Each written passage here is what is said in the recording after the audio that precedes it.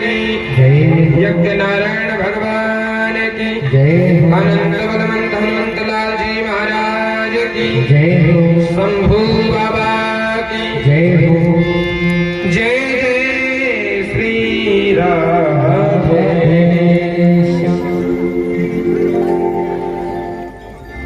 चलिए विलंब ना करते हुए, क्योंकि आज कथा का विराम दिवस है और भक्तों का भंडारा भी होना है, समय कम है, तो भगवान की संकीर्तन की ओर चलते हैं। और आज आप बेचैन रहें, किसी से ताली बजाने की नहीं करेंगे, क्योंकि बजाते नहीं है। बस आज की ओर हम अपने धाम, आप अपने घर में मस्त रहें। तो आइए भगवान के पावन नाम संकीर्तन के आते जाते गुनगुनाया करें और राम मौला करे, राम गाया करे।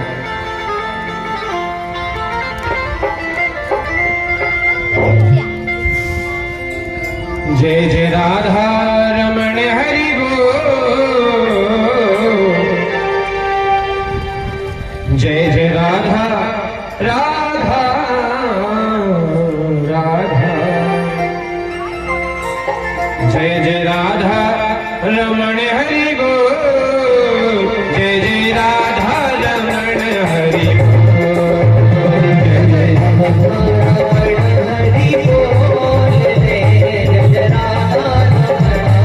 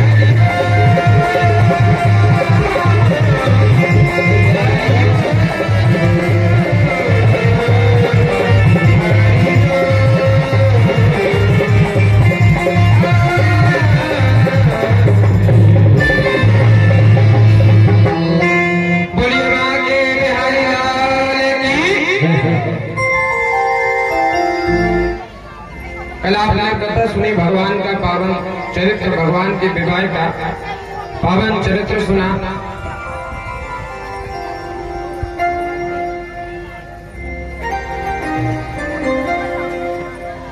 तो भगवान बारात लेकर आए और रुक्मणी जी के साथ पाणी ग्रह संस्कार हुआ, विवाह हुआ।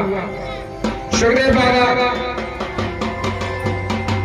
बाबा आगे कथा सुनाते कि राजन, कृष्ण भगवान और रुक्मणी के द्वारा एक पुत्र हुआ जिसका नाम प्रद्युम्न, जो साक्षात कामदेव भगवान के अवतार है।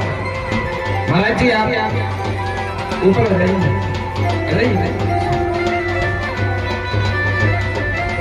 कामदेव के अवतार हैं। और ये कामदेव कौन है? जब भगवान भूत भावन भोलेनाथ ने कामदेव को जले दिया था, भस्म कर दिया था, उस समय कामदेव की पत्नी रति बहुत दुखी हुई और रोने लगी। तब भगवान भूत भावन ने कहा कि जब द्वापर में भगवान का जन्म होगा तब उनके ही पुत्र में तुम्हारे पति का जन्म होगा। तो आज वही कामदेव भगवान के पुत्र बनकर आए हैं।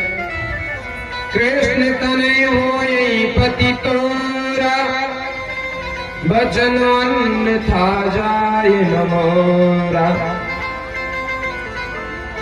तो भगवान भोलेनाथ को वह वचन अन्न नहीं गया। और जब इनका जन्म हुआ तभी सम्रासुर नाम का एक दैत्य प्रद्युम्न जी को हरण करके ले गया और समुद्र में फेंक दिया। एक मछली का निकला, उस मछली को एक मछुआरे ने पकड़ा और वही मछली उसने अपने राजा को भेंट कर दी।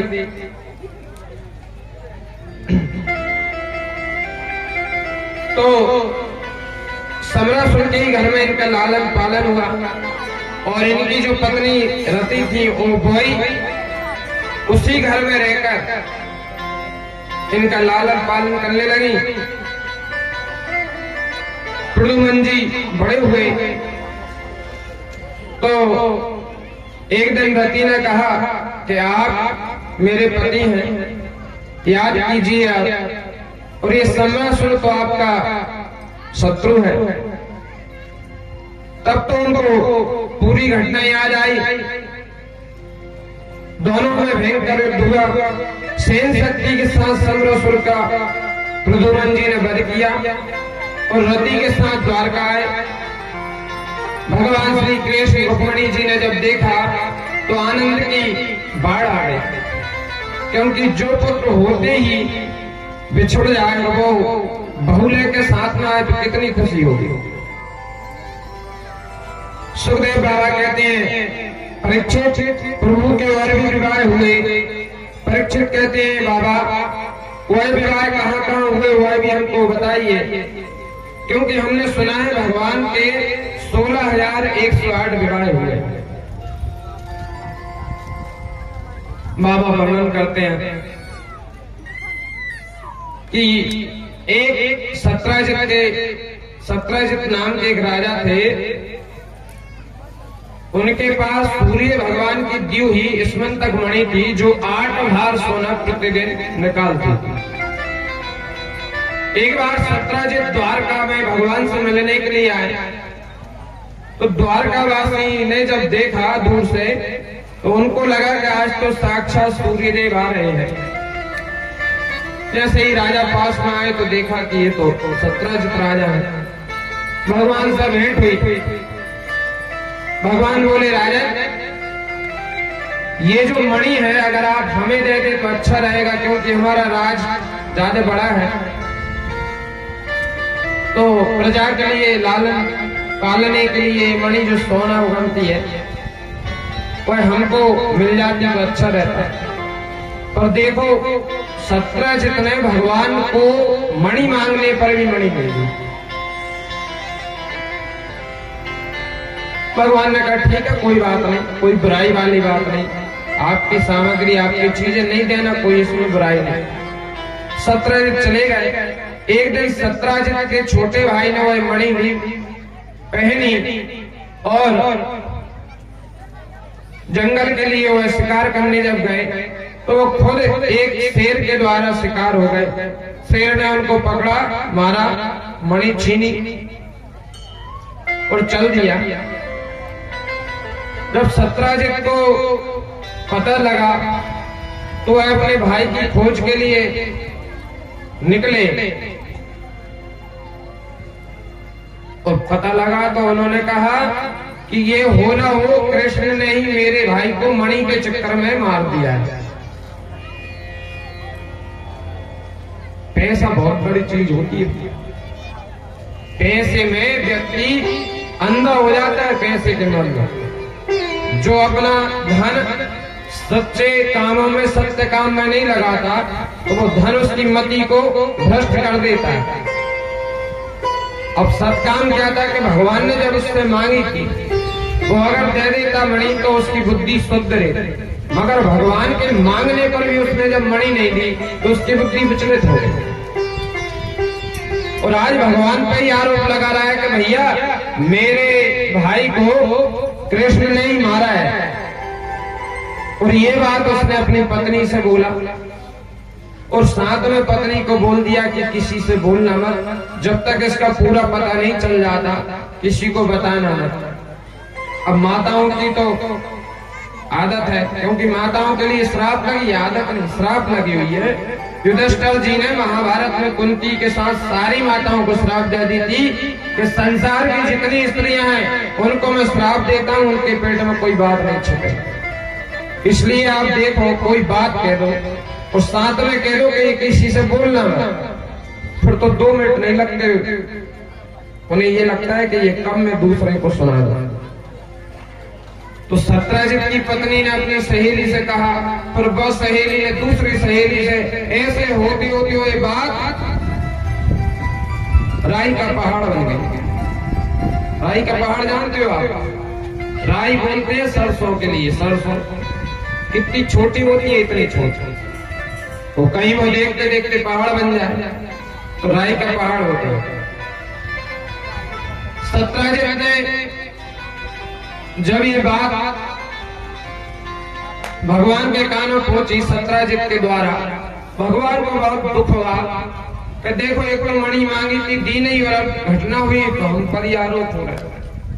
अच्छा, सत्राजित की जितनी जनता थी वो भी कहने लगे भैया वो तो है ही चोर, पहले माखन चुराया अब मणि चुराने लगे। उनकी तो आदत है, तो चुरा ली होगी, मार दिया होगा। भगवान ने कहा ऐसे काम नहीं चलेगा। भगवान ने अपने सैनिकों के लिए और जब जंगल में उसके भाई के लिए खोजने के लिए बढ़े तो भाई के शरीर, मर्द शरीर मिला, शरीर की हड्डियां ही मिली वहां पर। और भगवान तो बड़े जासूस हैं।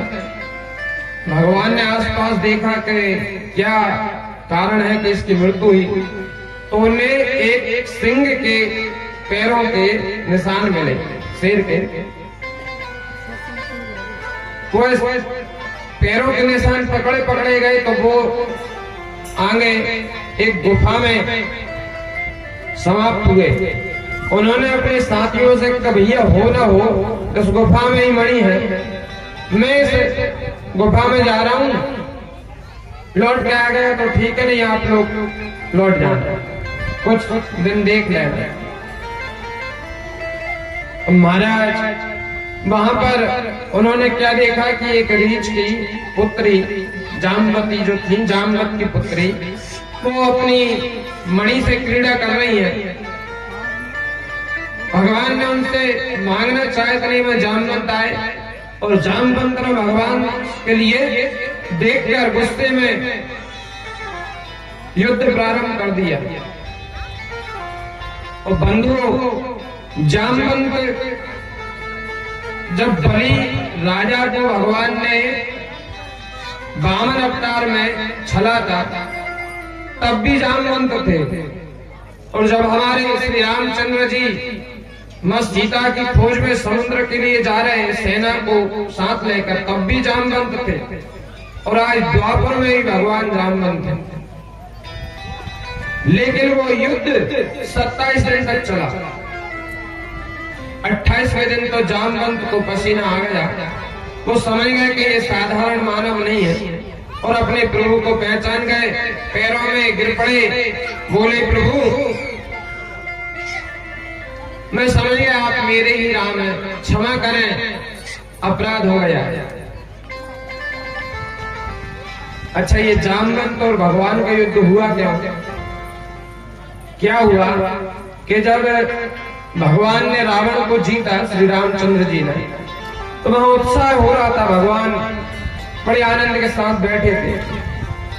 मगर जैसे ही दृष्टि जामवंत पर पहुंची, जामवंत का मुंह लटका हुआ था। भगवान ने कहा जामवंत जी आपका मुंह उदास क्यों है? हमने इतना बड़ा युद्ध जीत लिया, रावण पर विजय पा ली, किशोरी जी की खबर लेकर किशोरी जी को ले आए, अब तो सब काम बढ़िया हो गया, तुम उदास क्यों हो? जामवंत जी कह रहे हैं महाराज हमें कुछ आनंद नहीं है। कहीं क्यों? कि जितने भी हमारा अपनी ये पार्टी में बलशाली थे, उन्हें उनके समान बलशाली मिल गए। किसी को कुंभकर्ण मिला, किसी को रावण, किसी को मेघनाथ, किसी को कुछ उनके जो कुंभकर्ण का और रावण के जो पुत्र थे, अपने अपने बल के अनुसार उन्होंने युद्ध किया और आनंद मना रहे।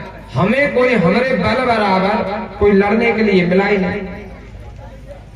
अगर हम रावण से लड़ते तो वो तो हमारा एक ही मुक्का सहन नहीं कर पाता, मर जाता।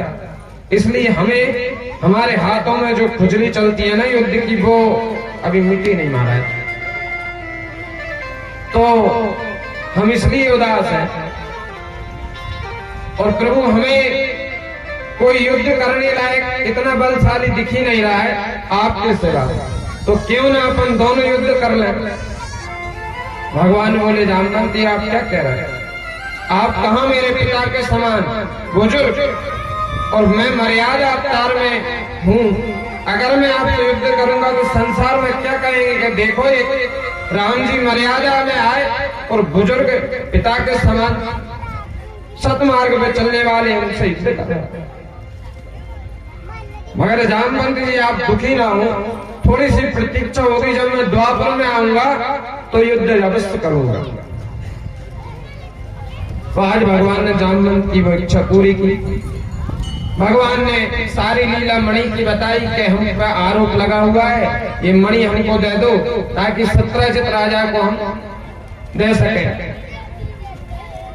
जामवंत जी बोले प्रभु सनातन धर्म में ऐसा विधान है कि जो वस्तु अपनी पुत्री कन्या को दान कर दी हो वो वापस नहीं ली जाता। तो मैंने तो ये मणि लाकर अपनी पुत्री को दान कर दिया, अब मैं उससे कैसे वापस लूं? भगवान बोले फिर इसका उपाय कुछ। जामवंत जी बोले उपाय तो ये है महाराज कि आप मेरी पुत्री से विवाह कर लो, सो पुत्री भी आपकी और मणि भी आपकी। भगवान प्रसन्न हो गए और भगवान का जंगल में मंगल हो गया, विवाह हो गया। मणि लेकर वो आए। अच्छा, जामवंत जी जो थी, जामवंत कौन थे? रीछ, भालू।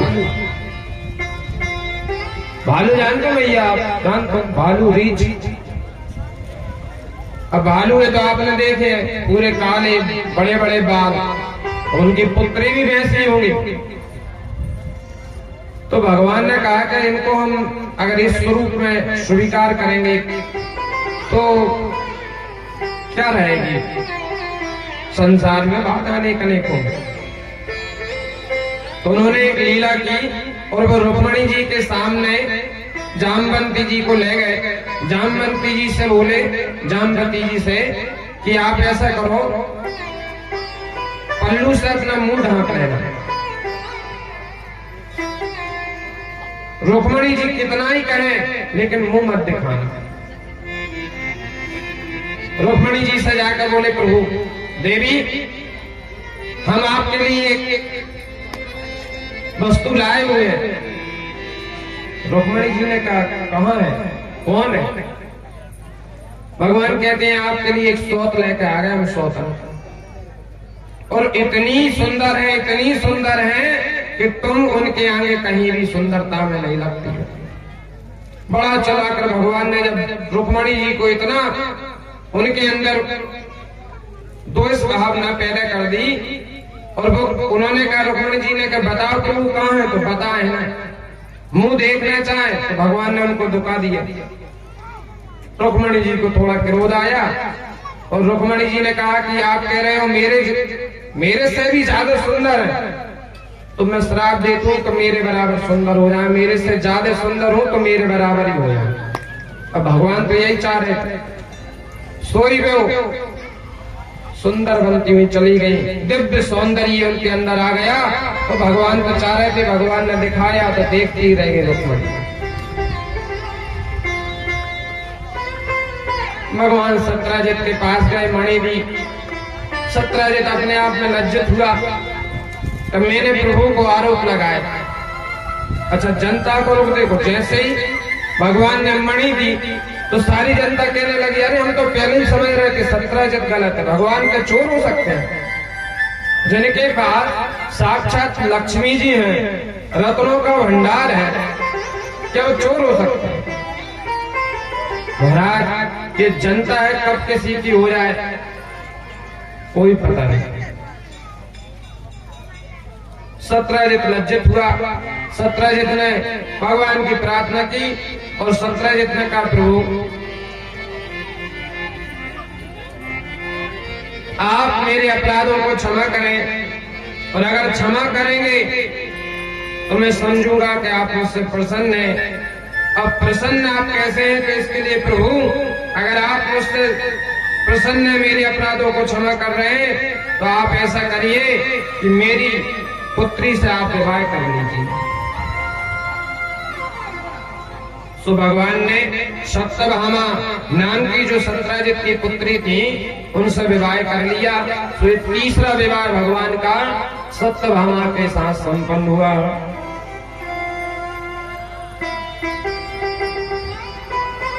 अच्छा जी, सत्राजित राजा थे, इनकी बड़ी विचित्र नाम है सत्राजित। एक बार क्या हुआ कि काशी से एक ब्राह्मण देवता पढ़ लिख के आया। काशी विद्वत्ता में बहुत आगे है। जो विद्वान विद्वत्ता ज्ञान का अगर नाक है तो वो है काशी। काशी में बड़े बड़े विद्वान। और जब वो पंडित जी आए तो कहने लगे अब हम कथा करेंगे सत्यनारायण की। सो सत्यनारायण की कथा करने के लिए एक सेठ जी के घर गए। कई सेठ जी सत्यनारायण की कथा करा लो हमको। बात ना करो मैया, आज की और कथा और तो खूब बात करते रहना, बात ना करो। मां कथा सुन लो ध्यान से। कल से दर्शन नहीं देंगे, नहीं परेशान करेंगे। कल से बैठी रही हो यहीं। पंडित जी ने कहा सेठ जी सत्यनारायण की कथा करवा लो। अच्छा वो पंडित जी बहुत सेठ जी जो थे बहुत कंजूस थे, कभी कोई काम नहीं करवाते थे। अच्छा तुम्हें पता है इतिहास कैसे है? एक ब्राह्मण में गरीब, एक गांव में गरीब ब्राह्मण रहते थे। हमेशा ब्राह्मण ने गरीब बनाया। एक कंजूस सेठ जी, सेठ जितने भी रहे वो कंजूस रहे। बड़ी विचित्र विडंबना है। अच्छा वो क्या करते सेठ जी, कोई भी जब पंडित जी उनके पास पहुंचे तो वो एक शर्त रखते हैं, देखो हम आपसे कुछ पूछेंगे और अगर आपने नहीं बता पाया तो जितने जी आपके कमंडल मंडल हैं सब हम छुड़ा लेंगे, और आपने अगर बताया तो आधा राजपाट आपको दे देंगे। तो वो कई पंडितों ने छल कर भगा देते। आज जी पंडित जी भी फंस गए। सेठ जी से कहने लगे सेठ जी कथा करवा लो। सेठ जी ने कही ठीक है महाराज करवा तो लेंगे, लेकिन हमारे कुछ सवाल है उनका जवाब देना पड़ेगा। आप कहीं देंगे? कहीं सोच लो, नहीं कहीं हम बनारस से पढ़ के आए, विद्वत्ता प्राप्त करके आए, ऐसा नहीं आप तो कुछ भी पूछ लेना। सेठ जी ने कहा ठीक है। तैयारी हो गई, गणेश जी बैठ गए, जला गया, सामग्री आ गई पूजा की। और जैसे ही सबसे पहले अपन, जैसे आप यज्ञ में बैठे हुए हैं, हमारे आचार्य ये गणेश जी भगवान से प्रारंभ करते हैं। और आप भी पता हो कोई भी कार्य भगवान गणेश जी से ही प्रारंभ होता है। गणनान्ताय गणपति गुं हवामहे, प्रियनान्ता प्रियपति गुं हवामहे, निधिनान्ता निधिपति गुं हवामहे। तो सेठ जी ने कहा, जैसे ही वो पंडित जी बोले कि गजाननं भूतगणाधिपति सेवितम, बोले गणेश जी महाराज की जय, वो कल रुक जाओ, जी बताओ गणेश जी के पिताजी कौन थे? तो पंडित जी कर लगे, एक तो सरल स्वभाव शंकर जी। अच्छा कहीं शंकर जी थे? कहीं हाँ। तो कहीं शंकर जी के पिताजी, कहीं ब्रह्मा जी के पिताजी, कहीं विष्णु जी के पिताजी। अब विष्णु जी के पिताजी हो तो बताएं, अब क्या गए? कहीं सोचो महाराज, सोचो। कहीं जो तो हमने नहीं पढ़ो, तो कहीं जी कमंडल मंडल सब यही रख जाओ, जाओ भगा दे हमने।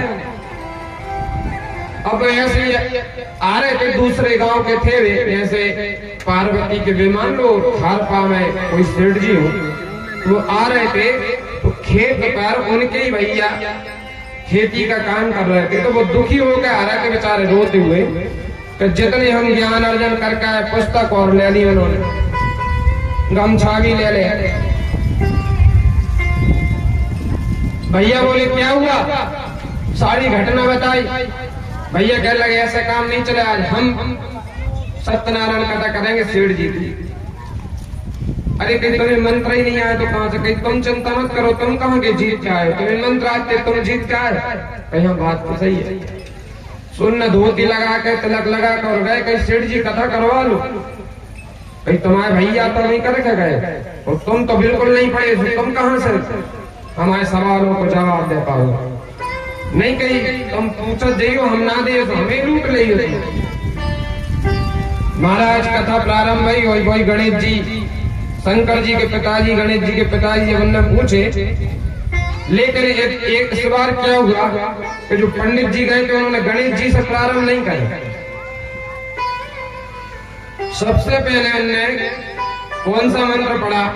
ओम सत्राजिताय नमः। जो राजा का नाम है सत्राजित, इनको ये श्लोक पढ़ो, ओम सत्राजिताय नमः। अब बिनी का पुत्र सत्राजित कौन थे? तो सेठ जी करे, रोको पंडित जी, कहीं पहले जी बताओ भाई क्या? कहीं सत्राजित के पिताजी के नाम, कहीं 18 जित, कहीं 18 जित के पिताजी के नाम, कहीं 19 जित, 19 तो 20 जित, 20 तो 21 जित। अब बेटा तू रख, बढ़ कहां तक बढ़े हो? अब जितनी गिनती उन्हें आई उतनी कहा। इसके बाद सेठ जी कह लगे, महाराज अब तो हमें पता ही नहीं है कितनी गिनती होगी। नहीं कही तू पूछ। आखिरी में वो चरणों में गिर पड़ा, क्षमा मांगी, तो शेर सवा शेर मिल जाए। तो 17 जित ऐसे हुए कि उनके जब आज पंडित जी ये काम आ गया उनका नाम।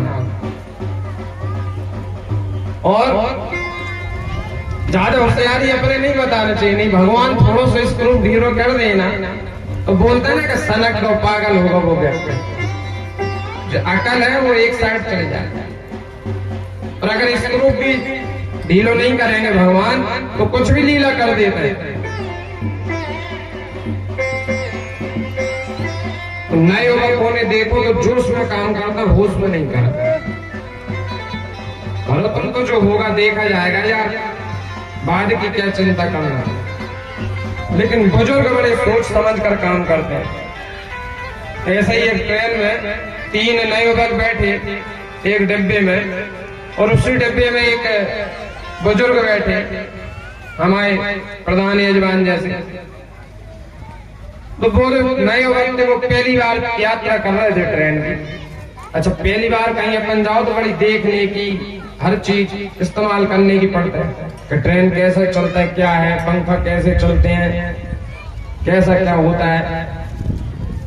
तो एक बोलो भैया ऐसे सुनिए कि जो चेन जो है कि चाहे खींच के से ट्रेन रुक जाते हैं, तो दूसरे बोल रुक तो जाते, लेकिन पुलिस वाले आते हैं तो दो चिपकाएंगे और पैसे ले जाएंगे। यार कहीं पहली बार बैठे अपन देखना, लेकिन तीसरा बोलो यार फिर पैसे। उसने कहा 500 मुझ पे, दूसरे ने कहा 100 मुझ पे, तीसरे ने कहा इतने मुझ पे। ऐसे करके उन्होंने एक लड़के को वो पैसे निकाल के दे दिए। 1000 रुपए उसने गिनकर अपनी जेब में रख ले कि अगर पुलिस आएगी, टीसी आएगा, अपन उसे दे देंगे। और एक लड़का बार बार कंगा निकाल अपने बाल जमा बिठ और फिर जेब में रख ले। तीसरा बोलो अगर मेरी बात मानो तो अपने पैसे भी बच जाएंगे, अपन चैन खींच के भी देख लेंगे। कहीं कैसे कहीं जी दादा बैठो ना बुजुर्ग, जाको नाम लगा देंगे। अब वो बेचारे बुजुर्ग दादाजी सुन रहे चुपचाप, क्योंकि देखो बुजुर्ग होश से काम करते हैं और युवा जोश से करते हैं। एक चले सो भाई साहब ने चैन नीचे करी, सो ट्रेन खड़ी हुई। पुलिस वाले आए कि किसने खींची, किसने खींची। तो तुरंत वो बोला यार सर ये दादा ने खींची, बुजुर्ग। कहीं क्यों बाबा चैन क्यों खींची, लेट करा दी ट्रेन को। तो वो बोला दादा सरकार खींची तो हम नहीं, हम झूठ क्यों बोले। मनो अगर आप सुनोगे तो आप हम पे दया कर सकते हो। घटना ऐसी हो गई। कहीं क्या कई साहब ये तीन ही मुझे मार रहे थे, मेरी जेब में 1000 रुपए थे, इसको निकाल के इसने इसकी जेब में रख लिए और मेरे बालों को कंगा भी इसने ले लिया, तो मैं खींच तो ना तो कहता। तब तो उन्होंने उनमें खूब चिपकाए डंडे और कंगा भी दिया, 1000 रुपए भी दिए और पकड़ कर उनको जेल में डाल दिया। तो कभी कभी क्या है अपनी अकल अपनी भारी पड़ जाती है, इसलिए होश में काम करना चाहिए, सोच समझ कर। तो भगवान के तीसरा विवाह संपन्न हुआ। चौथा विवाह भगवान का कालिंदी से हुआ। एक बार भगवान द्वारका से दिल्ली पहुंचे। दिल्ली का अभी नाम पड़ा है दिल्ली, पहले ये इंद्रप्रस्थ थी, पांडवों की राजधानी। तो भगवान पहुंचे और बढ़िया पांडवों ने स्वागत किया। एक दिन भगवान अर्जुन से बोले अर्जुन यमुना का अपन भ्रमण करने चलते हैं यमुना पर। दोनों मित्र यमुना पर भ्रमण करने गए तो क्या देखते हैं कि एक देवी जी तपस्या कर रही हैं। भगवान ने कहा जाओ अर्जुन इनसे पूछो कौन है। अर्जुन गए, देवी आप कौन है, किस लिए आप तपस्या कर रही हैं। उन्होंने कहा मैं कालिंदी हूँ और भगवान श्री कृष्ण को पति रूप में प्राप्त करने के लिए तप कर रही हूँ। अर्जुन आए भगवान के पास और मुस्कुराकर बोले प्रभु आपका बृहस्पति बड़ा तेज चल रहा है, शादियों पे शादी हो रही है, आप आपके लिए बैठे देवी जी। भगवान ने उनका भी मनोरथ पूर्ण किया। कालिंदी से चौथा विवाह हुआ। पांचवा विवाह भगवान का मित्र वृंदा से हुआ। छठवा सत्या जी से हुआ। सातवां भद्रा जी से हुआ और 8वां लक्ष्मणा जी से हुआ। ऐसे ही 8 विवाह भगवान के संपन्न हुए। परीक्षित जी कहते हैं महाराज पर प्रभु के 16,108 थे। तो सुखदेव बाबा कहते हैं राजन एक भौमासुर नाम का एक राजा था। उसने कई राजाओं को जीतकर उनकी राजकुमारियों को बंदी बनाकर बंदी खाने में डाल दिया और उसका लक्ष्य था कि जब 20,000 राजकुमारियां हो जाएंगी तब मैं सबसे विवाह करूंगा। अभी 16,100 राजकुमारियां उसके बंदी खाने में थी। एक दिन भगवान को पुकारा, भगवान को पत्र लिखा, भगवान गए उसको भौमासुर का उद्धार किया, उनको उस बंदी गृह से निकाला। तो सभी भगवान से प्रार्थना करने लगी कि प्रभु अब हम पर कलंक लग चुका है, हमसे विवाह कौन करेगा। और भगवान की शरण में जो चला जाए तो उसके विवाह में क्या विवाह या किसी कार्य में देरी होगी, आप बताइए। भगवान कहते हैं देवियों आप चिंता ना करें, आपसे मैं ही विवाह करूंगा। तो उन राजकुमारियों से भगवान ने विवाह किया। ऐसे भगवान के 16,108 विवाह संपन्न हुए। अब इनकी कथा भी है कि ये 16,100 राजकुमारियां कौन थी, लेकिन बंधु समय की विडंबना है तो थोड़ा सा बताए दे रहे आपको। नर नारायण जब बद्री विशाल पर्वत पर तपस्या कर रहे थे, तब इंद्र को लगा कि ये मेरी आसन के लिए तप कर रहे हैं। इंद्र ने 16,100 रानी वो अप्सरा स्वर्ग लोक से भेजाई उनका तप खंडन करने के लिए। लेकिन भगवान ने जैसे ही वो अप्सरा आई नृत्य गान करने लगी, तो भगवान ने अपनी उरु बोलते हैं जांग को थोड़ा मला और एक सुंदर स्त्री को बनाकर उनके सामने प्रकट कर दिया, जिसका नाम हुआ उर्वशी। देवलोक की सबसे सुंदर अप्सरा कोई है तो वो है उर्वशी। और फिर से जब भगवान ने लीला रची तो इस बार 16,100 अप्सराएं जो आई थी स्वर्ग से, ऐसी ही 16,100 अप्सराएं भगवान ने प्रकट कर दी हूबहू उन्हीं के जैसी, और कहा कि इन अप्सराओं को ले जाकर हमारी तरफ से इंद्र को दे दे। इंद्र सोचता है कि हम ही भेजा सकते हैं किसी का व्रत खंडन करने के लिए, तो जाओ ये 16,100 अप्सराएं हमारी तरफ से भेंट करो। अब वो जो इंद्र की अप्सराएं आई थी, उन्होंने भगवान से प्रार्थना की कि प्रभु हम आए तो आपका व्रत खंडन करने थे, लेकिन आपको देखकर हम ही अपनी इंद्रियों पर अपने मन पर काबू नहीं कर पा रहे, और आपके श्री चरणों में हमने अपना सर्वस्व निछावर कर दिया है। आपकी होना चाहते हैं हम, इसलिए प्रभु आप हमसे विवाह कर लीजिए। और जो 16,100 आपने प्रकट की, इन्हें आप इंद्र के पास भेजा दीजिए। भगवान ने कहा देखो देवियों, इस समय इस अवतार में तो मैं तप करने के लिए आया हुआ हूं, तो ये संभव नहीं, लेकिन तुम्हारे मनोभाव को मैं द्वापर में कृष्ण अवतार में अवश्य पूरा करूंगा। वही गोपियां आज भगवान की पत्नी बन चुकी। ऐसे हमारे प्रभु ठाकुर जी लीलाधारी हैं। कालांतर में सुखदेव जी कहते हैं प्रत्येक रानी से 10-10 पुत्र और एक बेटी हुई। तो आप जोड़ लेना, घर जाकर यहाँ भी जोड़ते रहो कि 16,108 में अगर 10 और 1 11 का भाग करेंगे तो कितने पुत्र पुत्रियां हो जाएंगे। भागवत जी में आया है तो भगवान का जो वंश था यदुवंश, 56 करोड़ यदुवंशी थे। 56 करोड़ इतना बड़ा परिवार था, और बड़े प्रेम से रहते थे भगवान। किसी में झगड़ा नहीं, किसी में कोई ताना खींची नहीं होती थी। बढ़िया भगवान का निवास चलता था। प्रभु सदा अपनी रानियों के साथ आनंद विहार करते थे, ब्राह्मण भक्त थे, और होना भी चाहिए, क्योंकि रामायण जी में लिखा है जहां सुमति ते संपत्ति नाना, और जहां सुमति ते विपत्ति निधाना। जहां सुमति यानी एक होकर रहेंगे, वह संपत्ति, लक्ष्मी, कीर्ति, यश ये सब विराजमान रहते हैं बंधु। और जहां विपरीत, कोई पूर्व दिशा में जा रहा है, कोई पश्चिम में जा रहा है, माता पिता की बात नहीं मान रहे, अपने मन की ही कर रहे, वहां पर कुमति का निवास होता है, लक्ष्मी चली जाती है।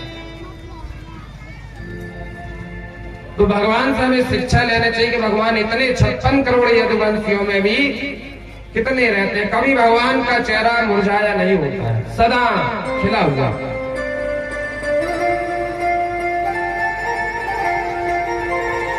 और भगवान को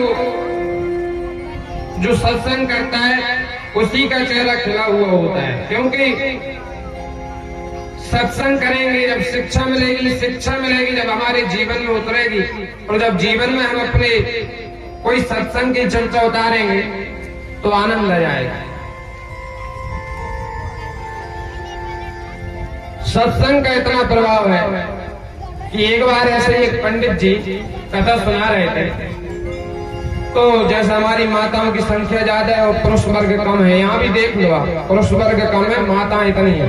मातृ शक्ति में भगवत कार्य करने की क्षमता अधिक होती है। एक मैया जाती थी और उनके पति ने बढ़िया कूलर की हवा में घर में सोते थे। एक दिन वो बोली कि देव स्वामी, आप पंडित जी आए हुए हैं वृंदावन से, उनकी कथा सुने आया करे। कहने लगे अरे क्या करना कथा सुने। तो वो जिद पड़ी तो वो कहने लगे ठीक है कल चले जाएंगे। दूसरे दिन वो सज्जन कथा सुनने गए। अब वो बैठे थे तो पंडित जी कह रहे कोई प्रसंग भगवान का चल रहा था, भगवान पधार रहे थे। तो पंडित जी उस प्रसंग में कह रहे थे आइए, बैठिए, जाइए, आइए, बैठिए। और जब जाने की बारी आई तो उन्होंने जाना कहा। प्रभु जब आए तो कहते हैं आइए और बैठिए। फिर उनकी पूजा सेवा की और जब जाने का वक्त आया तो प्रभु से बोले जाइए। तो ये उस व्यक्ति ने सुने 3 शब्द। अब वो घर आए तो वो सारी कथा तो वो वहीं झाड़ के आ गए, पल्ला झाड़ कथा सुनी, लेकिन 3 शब्द वो सुन चुके थे, आइए, बैठिए, जाइए। पत्नी ने कहा स्वामी आप कथा सुने आए? हाँ कई देवी सुने आए। कई अच्छा रहा। अब रात में उन्हें नींद नहीं आ रही थी तो वो बस 3 शब्द गुनगुना रहे थे, आइए, बैठिए, जाइए, आइए, बैठिए, जाइए। क्योंकि कथा सुन के आए थे तो उनको नींद नहीं आ रही थी और वो 3 शब्द सुने थे और सुना नहीं। इतने में देखो क्या हुआ, एक चोर आए चोरी करने के लिए। सोने के गेट खुले हुए थे, चुपचाप आए। तो जैसे ही वो अंदर आ रहे थे तो तभी उन व्यक्ति ने कहा कि आइए।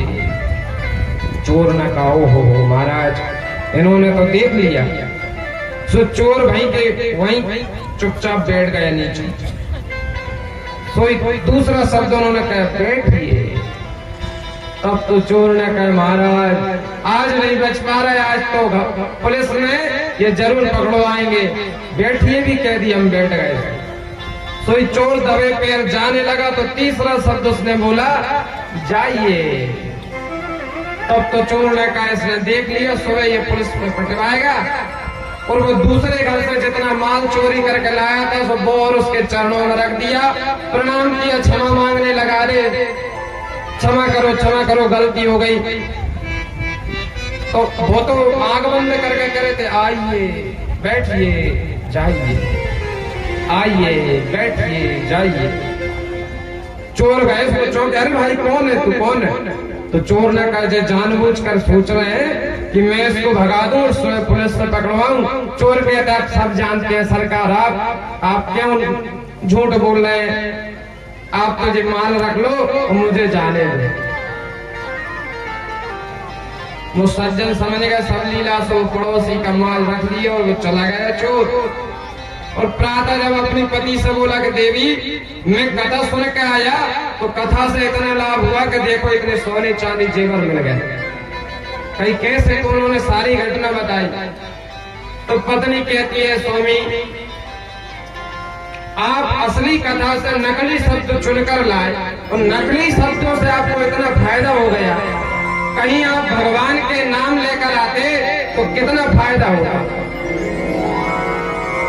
तो महाराज कथा में बैठने में फायदा तो होता है, कहीं ना कहीं से फायदा अवश्य होता है। इसलिए भगवान का कभी भी हर क्षण हर वक्त हर स्थिति में भगवान का नाम गुनगुनाना चाहिए। आइए अपन भी एक बार प्रभु का नाम गुनगुनाते हैं।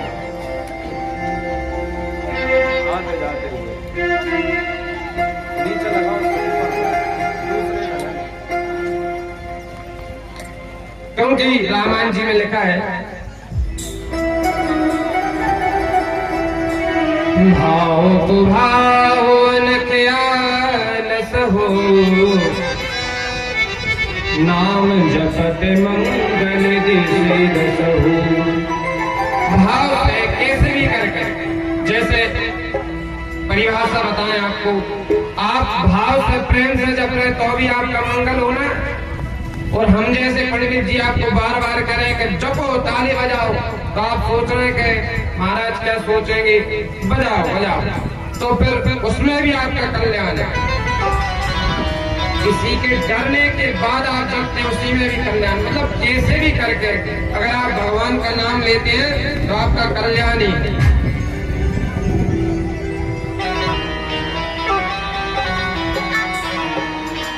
तो क्या कहना है,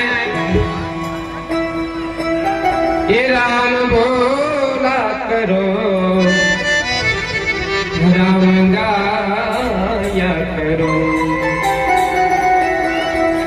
आते जाते यूं ही गुनगुनाया करो, आते जाते यूं ही गुनगुनाया करो, राम बोला करो, राम गाया करो, राम बोला करो, राम गाया करो, राम बोला करो, राम गाया करो, राम बोला करो, राम गाया करो,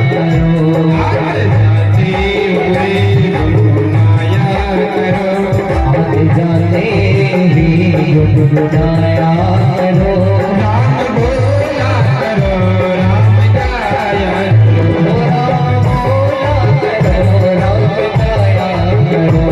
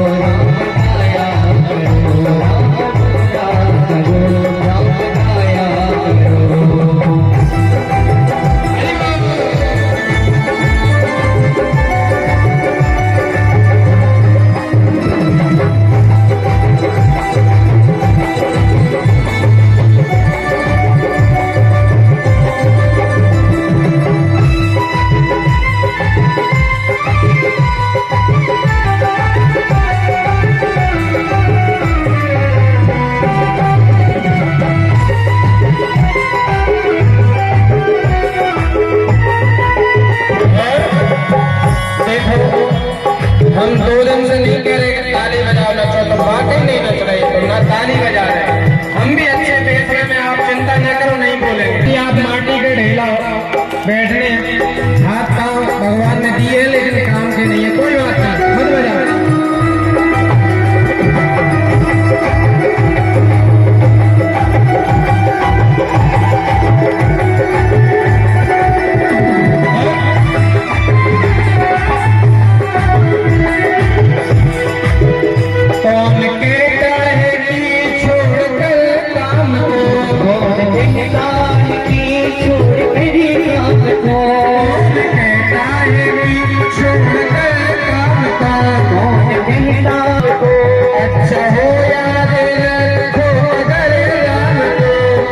हो याद रखो अगर राम को, अच्छा हो याद रखो अगर राम को, अच्छा हो याद रखो अगर राम को।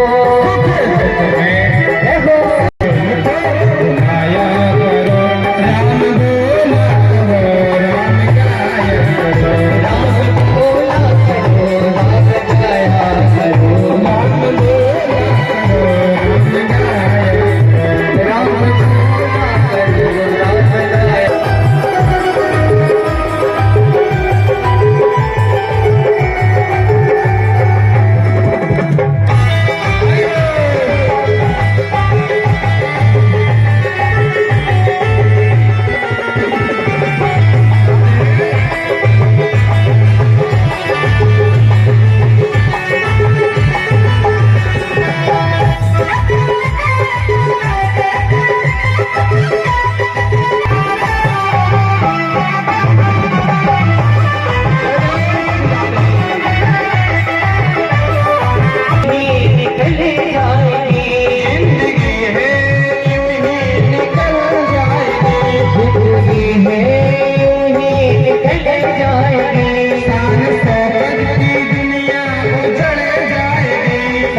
शौकत की दुनिया उजड़ जाएगी, शान शौकत की दुनिया उजड़ जाएगी, शान शौकत की दुनिया उजड़ जाएगी, शान शौकत की दुनिया उजड़ जाएगी, शान शौकत की दुनिया उजड़ जाएगी।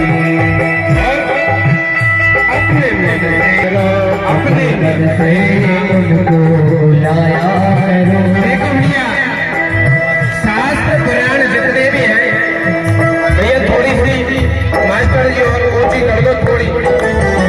शास्त्र हमारे ये नहीं कहते कि आप घर छोड़ के काम छोड़ के भजन करें। क्या कहते हैं? मन से भजन करो, अपने मन से उनको गाया करो, राम बोला करो राम गाया करो, राम बोला करो राम गाया करो, राम बोला करो राम गाया करो, राम बोला करो राम गाया करो।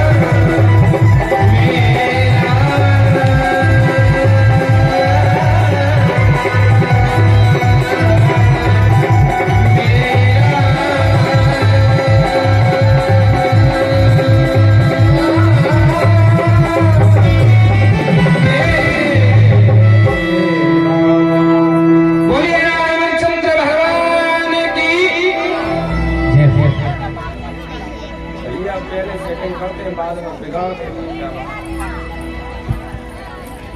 चलिए देखो मैया और बाबूजी दादाजी आप सभी हमें एक बात कहें तो आज हम भी बस कथा के बाद निकल जाएंगे, तो आप जी खुशी में नृत्य कर लो, ताली बजा लो। 6 दिन से महाराज परेशान कर रहे थे, अब लास्ट दिन है, कल से परेशान नहीं करेंगे। तो आज तो खुश है कि कल आज चले जाएंगे, तो जी खुशी समझ के ताली बजा लिया करें। अब नहीं, जब हम भजन गाते हैं तब बढ़िया ताली बजा के अच्छे नृत्य कर दो। अपने राजस्थान को काय को नाम दो बोल रहे हो आप? राजस्थान को तो नृत्य प्रसिद्ध है पूरे विदेश विदेश में, और आप राजस्थान की नाक कटा रहे। खैर तुम्हारी इच्छा, हम कुछ नहीं कह रहे, काय के अब का देखो अपने मने डांट हो जाता, ऐसे थोड़ी लगेगा वो सत्संग में। एक राजा ने एक बकरी के लिए बुलाकर बकरी बांधा अपने पास और शर्त रखी कि जो भी व्यक्ति इस बकरी का पेट भर देगा उसे हम सोने चांदी हीरा मोती देंगे। अब महाराज ये बात सुनी, वहां एक समय के ज्ञानी आए, बकरी ले जाए घास डाले, नहीं खूब, और राजा के पास आए कि महाराज इसका हमने पेट भर दिया है, देख लो आप। तो राजा कहें देखो ऐसे थोड़ी मानेंगे, हम इसे देखेंगे घास डालकर, अगर ये नहीं खाएगी तो मान लेंगे। और राजा कहें अपने सेवादारों से लाओ भाई हरी घास लाओ, और जो उसके आंगन डाले सो बकरी खाने लगे। राजा कहें भाई बड़े आए, ऐसे कई लोग ले जाए पेट भरे लाए, और जब बकरी की तो आदत है जब भी घास मिलेगी तो वो तो मुंह बंद कभी रहता नहीं। बकरी का मुंह देखो समय चलता ही रहता है। एक संत भगवान ने पता पढ़ो, उनने कहा कि राजा ने इस बकरी का पेट हम भरेंगे। महाराज तुम तो भजन करो, तुम भर पा रहे, जब चराने वाले इस बकरी को तो हमेशा साथ में रह के खिलाते चराते हैं, उनने पेट नहीं भर पाया तो तुम क्या भरोगे? इससे तुम्हें क्या परेशान है? राजन कहते हमें कोई टेंशन नहीं, ले जा। महाराज ले गए और अपनी कुटिया पे आश्रम पे बांध कर एक बढ़िया पतली सी लबुदिया जान संटिया साटी डंडी लाए और बकरी के आगे डाली घास, और जैसे ही बकरी खाने के लिए मुंह बढ़ाया तो 2 डंडी सूटी बकरी, सो बकरी इधर मुंह कर ले, और जैसे ही फिर वो बढ़ाया तो फिर सुनकर फिर इधर मुंह कर ले, आगे खड़े और घास डाले, जैसे ही खाया सो फिर मार दे। इतनी मारी कि घास वाले काल सामान लगने लगी बकरी। अब तो महाराज घास डालो खुद ही मुंह इधर कर ले। दूसरे दिन महाराज ले गए राजन बकरी का पेट भरा गया है, आप देख सकते हैं, परीक्षा लेकर इसकी। अरे महाराज परीक्षा तो हम लेंगे, सेब गोश का लाभ है, हरी घास लाभ, और बकरी के आगे घास आवी की तो दूर है। जैसे ही देखा बकरी ने कि सेवादार कोई व्यक्ति हरी हरी घास लेके आ रहा है, देखते ही बकरी ने मुंह फेर लिया इधर, और जो बकरी के आगे घास डाला तो बकरी इधर सेवा डालेंगे, सेवा डाल जो घास लेके फिर उठाकर बकरी के मुंह साइड करो, बकरी तुरंत मुंह इधर कर ले, तुरंत कर ले। तब तो राजा प्रसन्न हो गए और ताली बजा के कहने लगे जय हो महाराज, बड़ा चमत्कार हो गया ये तो। किंतु परंतु महाराज प्रार्थना की है कि बकरी का पेट भर कैसे दिया आपने? महाराज बोले बहुत सरल उपाय है, ज्यादा कठिन नहीं है। कहीं कौन सा? कहीं हमने कल से इसकी पिटाई कर रहे हैं, घास डाल दो पिटाई पहन कर, जब ये मुंह बढ़ाती है घास साए दे तो हम 2 लबदिया सेब देते। राजा ने कहा महाराज ऐसा क्यों? तो बड़ी ज्ञान की चर्चा दी। देखो जी हंसाने के लिए नहीं, ये ज्ञान लेने के लिए कि संत भगवान कहते हैं राजन जी मन जो है ना जो विषय वासनाओं के लिए भटका है। और हम सोचो कि भैया अब जैसे किसी के मन में आया कि होटल पे चले, अच्छे अच्छे बढ़िया मिष्ठान या चटपटे कुछ खाएंगे, समोसा कचौड़ी। आपके इधर का फेवरेट क्या है भोजन? दाल भात। अब पता चला कि गए तो क्या मन जाएगा, मन दूसरे दिन से कहेगा कि अब नहीं खाना। ये विषय वासना है। अगर कोई काम वासना में लीन है और वो सोचता है कि मैं बस अपनी वासना, अपनी जो काम आसक्ति है उसको अभी तृप्त इस बार कर लूं, फिर अगले बार समय अपने मन को रोक लूंगा, सिर्फ इस बार में अपनी इंद्रियों को प्यास बुझाता हूं। लेकिन बंधुओं, जितनी इसमें आप आसक्तियों की प्यास बुझाने का सोचेंगे उतनी इसकी प्यास बढ़ती जाएगी। जैसे आग में जितना घी डालोगे उतनी आग बढ़ती जाएगी, कभी आग बुझती नहीं है घी डालने से। ऐसे ही हमने सोचा कि इस बार अच्छे पहन लो कपड़े, इस बार अच्छा खा लो, अच्छी फिल्म देख लो, फिर अगली बार से भजन करेंगे। ऐसे कभी मन मानेगा ही नहीं। मने तो डांटना पड़ता है बकरी की तरह। जब मन करे कि चलो तो एक तो मन में अंदर से भावना करो कि मने हम मार के और बैठ रहे। जैसे अभी किसी के मन में आए कि कथा मत सुनो तो चलो भंडारा होने लगे तो प्रसादी पाले, तो वही उस मन को कहो कहे रुक रुक अभी कथा श्रवण कर। अच्छा ये बता, और तो अप्रत्यक्ष चीज है, प्रत्यक्ष चीज में देखी जाए तो किसी ने आज तक कहा है कि आज के बाद हम भोजन नहीं कर रहे, बहुत कर लो जीवन पर्यंत भोजन? किसी ने कहा है? किसी ने नहीं कहा। अभी भोजन किए दूसरे दिन फिर लगे आती है बहुत। और किसी ने आज तक कहा है कि भैया हम जीवन से सोते हुए आ रहे हैं, अब आज के बाद सो नहीं रहे, सदा जगेंगे। और अगर आप महाराज 7-8 घंटे की नींद करो तो वो कम है, 10 घंटे कर लो तो वो भी कम पड़ जाता है, और जबकि 4-5 घंटे में भी नींद पूरी हो जाता है। तो संत भगवान के ये शब्द सुनकर राजा प्रसन्न हुए। राजा ने जो भी दान दिया भगवान ने, संत भगवान ने ग्रहण किया और कहा कि ये धर्म में लगा देना, चलेगा। तो इससे हमें शिक्षा ये मिलती है कि देखो हमारे मन बस में करना चाहिए। अब आपका मन अभी बस में नहीं, जैसे कहीं और कहीं लगा होगा इसलिए आप ताली नहीं बजाते। अब ये ताली बजाने में अगर आपकी बैटरी डिस्चार्ज हो रही है या रिचार्ज खत्म हो रहा तो बात अलग है। फिर हमसे कह दो महाराज हम तो उतना ही रिचार्ज है, और ताली बजाएंगे तो हमारी डिस्चार्ज हो जाएगी बैटरी, तो हम नहीं कहेंगे। बोलिए भगवत्सल भगवान की। आगे कथा नरक राजा की आती है।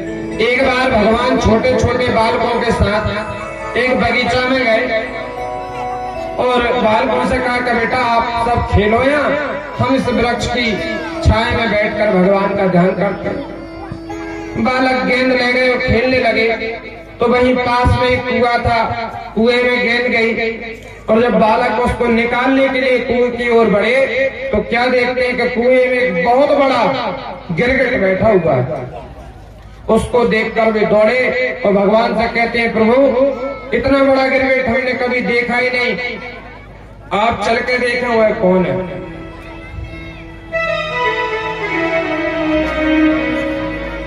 भगवान जैसे ही गए और उस गिरगिट को पकड़ कर निकाला तो भगवान के हाथ लगने से ही दिव्य देहधारी बन गया वो। भगवान कहते हैं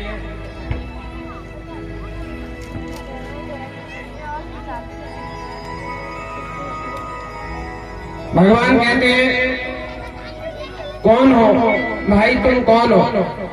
अब समझना ये भी देखो, रामायण भागवत मतलब किसी भी पुराण वेद में हमें बहुत शिक्षा मिलती है, बहुत हर प्रसंग से शिक्षा मिलती है। अगर हम टाइम पास करने की दृष्टि से आए तो नहीं मिलेगी। हमें हर चीज से शिक्षा लेना चाहिए, जीने की कला सीखना चाहिए, भगवत प्राप्ति के लिए हर दृष्टांत से भी शिक्षा दी जानी चाहिए। भगवान कह रहे कि बंधु तुम कौन हो?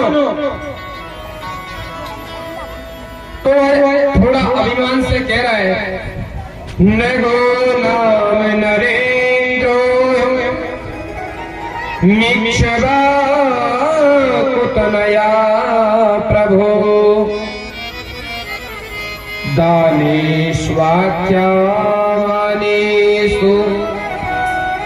यदि ते कर्णमस्पृशम्। नरक राजा कह रहा है कि हे प्रभु, आपने मेरा नाम नहीं सुना, आप मुझे नहीं जानते। उसके शब्दों में थोड़ा अहंकार झलक रहा है। कहता है महाराज, हमारा नाम नहीं सुना आपने। दानियों में जहां भी दानियों की चर्चा होती है वहां मेरा नाम पहले लिया जाता है। भगवान कहते हैं इतने बड़े दानी होकर तुम गिरगिट बने पड़े हो, क्या बात है? वो कहता है महाराज, एक मुझसे ब्राह्मण का अपराध हो गया था, इस कारण से मैं गिरगिट की योनि को प्राप्त हुआ। भगवान कहते हैं वो पूरी कथा सुनाइए हमको। देखो भगवान तो अंतर्यामी सब जानते हैं, लेकिन हम औरों के लिए भगवान को जो बालक के साथ उनके लिए शिक्षा ग्रहण करने के लिए लीला कर रहे भगवान।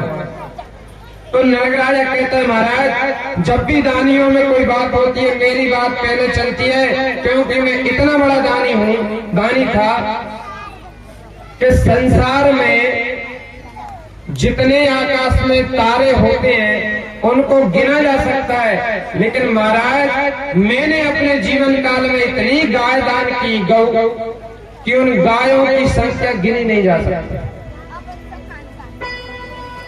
हो सकता है पृथ्वी के अणु अणु गिने जा सकते हो, लेकिन महाराज मैंने जो गाय दान की उनकी संख्या नहीं गिनी जा सकती। कृष्ण भगवान कहते हैं गाय दान करने पर भी तुम गिरगिट बने पड़े हो, ऐसा क्या हुआ? हो सकता है तुमने बुड्ढी गाय दान दी होगी।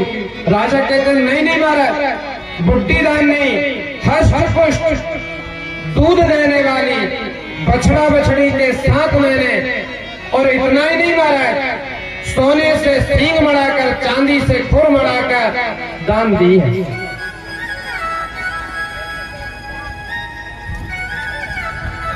भगवान कहते हैं राजन, पर इतना दान देने के बाद भी तुम गिरगिट क्यों बने? तब वो कहता है महाराज, एक बार मैंने एक गाय एक ब्राह्मण को दान दी, वो ले गया ब्राह्मण देवता, लेकिन किन्हीं कारण कैसे वो गाय मेरी गायों में आकर मिल गई, मुझको पता नहीं चला। मैंने उसी गाय को दूसरे ब्राह्मण को दान कर दी, और वो ब्राह्मण देवता गाय लेकर जा रहे थे कि रास्ते में जो पहले जिस ब्राह्मण को दान दी थी गाय वो मिले, और उन ब्राह्मण से बोले ये गाय मेरी है। वो ब्राह्मण कहते ये गाय मैं राजा से दान लेकर आ रहा हूँ। दोनों में आपसी में झगड़ा हुआ, बात यहाँ तक पहुंची कि दोनों मेरे पास आए। मैंने कहा महाराज अभी अभी मैंने ये गाय इस ब्राह्मण देवता को दी है। दूसरे ब्राह्मण बोले राजन ये मुझे दान की थी तुमने, मुझे ये गाय चाहिए। मैंने कहा महाराज आप दूसरी गाय ले लो, एक के बदले 2 ले लो। और दोनों कहने लगे हम लेंगे तो यही गाय लेंगे। एक ने भी जब नहीं मानी और थोड़ा झगड़ा ज्यादा बढ़ा, महाराज मैंने तो बहुत प्रयत्न किया और वो नहीं माने, तो उनमें से एक ब्राह्मण ने मुझे श्राप दिया कि तू जिस तरीके से रंग बदलता है, गिरगिट की भांति रंग बदल रहा है, इस ब्राह्मण को दान करता उस ब्राह्मण को दान करता, एक ही चीज जा गिरगिट बन जाएगा। इसलिए मैं गिरगिट बना पड़ा हूं महाराज।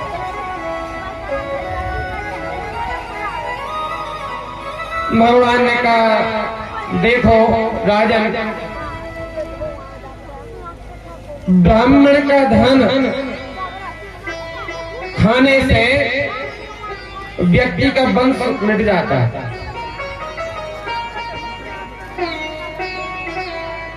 भगवान अपने बच्चों को शिक्षा देते कि बालकों सोचने की तो बात दूर, कभी भूल से भी ब्राह्मण का अपराध मत करना, क्योंकि आग की ज्वालाओं में अगर कोई जलने जा रहा है उसे मैं बचा सकता हूँ, कोई विष पी ले उसे मैं बचा सकता हूँ, पर कोई ब्राह्मण के श्राप से पीड़ित है, ब्राह्मण का धन खाया है, उसे मैं कदापि नहीं बचा सकता हूँ।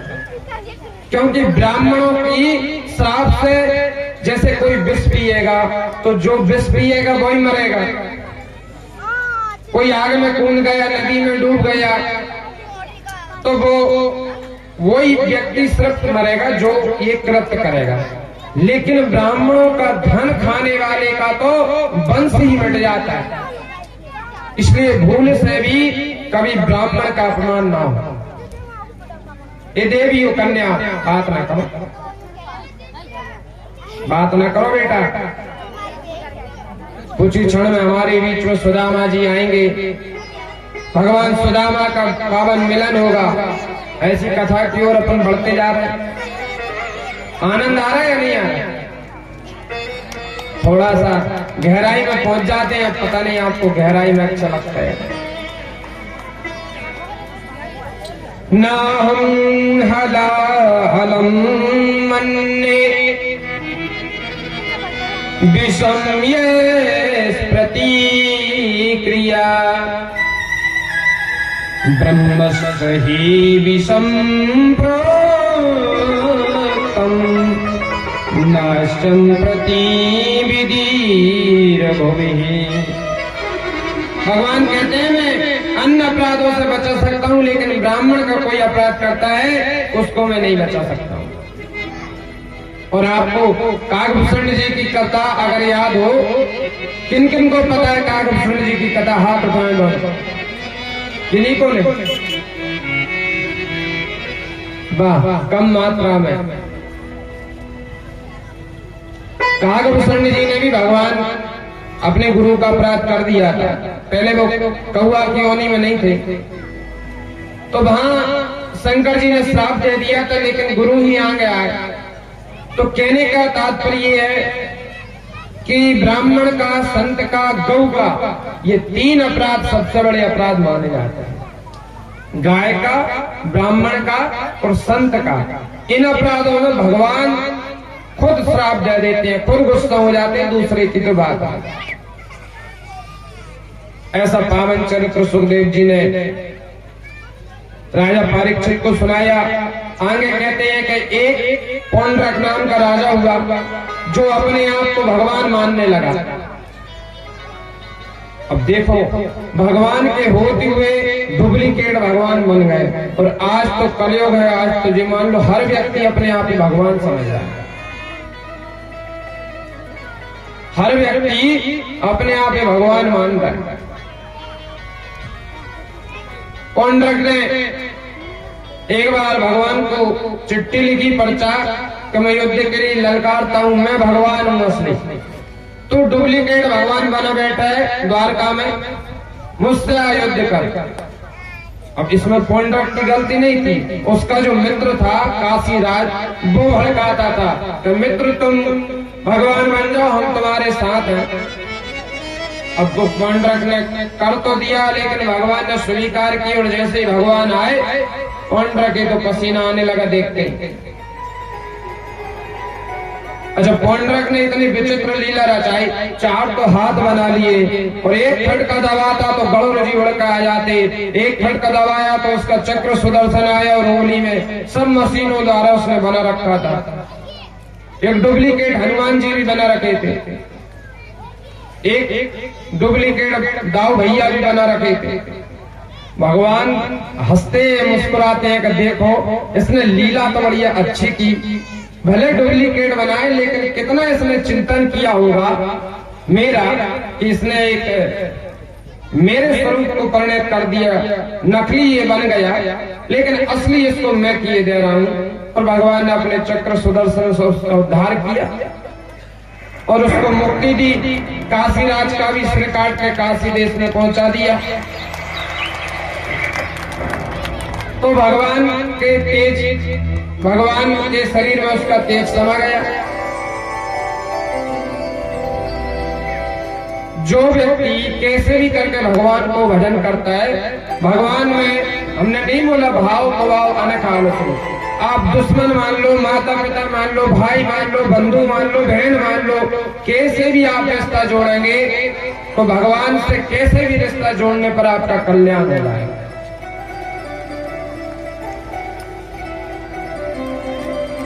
भगवान से आप दिल लगाकर तो देखो, ये संसार वालों से लगाते हैं आप, भगवान से एक बार दिल लगाइए तो देखो क्या आनंद आता है। भगवान की एक एक अदाएं, शरीर का एक एक अंग इतना मनमोहक है कि जिसने देखा है देखता रहेगा।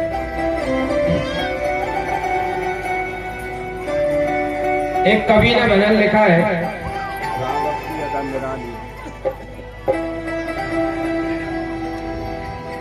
हमारे अभी 22 जनवरी को प्रभु की प्रतिष्ठा हुई, सबने देखा होगा टीवी पर, कोई कोई भक्त तो अयोध्या भी गए होंगे। तो आपने देखा कि भगवान की जब प्रतिष्ठा हुई तो भगवान के दर्शन हुए तो कितने सुंदर, देखते ही रह जाओ।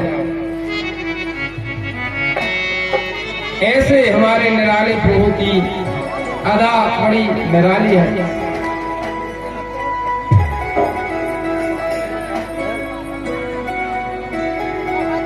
भगवान के सिर पर मोर मुकुट है, हाथ में बंसी है, चाल भी उनकी इतनी मतवारी है, घुंघरारे बाल है, कजरारे नैन है। आहा,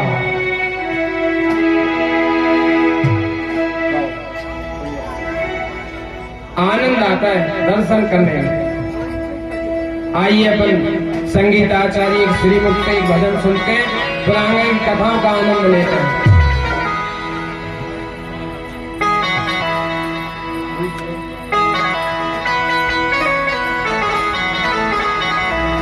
अरे राघव की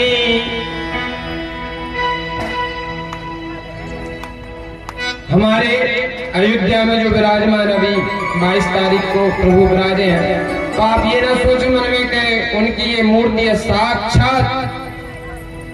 तो वहां ऐसा बताया गया था कि वो कैमरे में तो कैद नहीं हो पाया, तो कोई एक बंदर आया था और प्रभु के अंदर तक गया, देहरी पर बैठा और एक फल लिया और चला गया। तो संत लोगों ने कहा कि ये साक्षात हनुमान जी थे, अपने प्रभु के दर्शन करने के लिए आए। छीन लिया मेरा मन, छीन लिया उसने मेरा मन,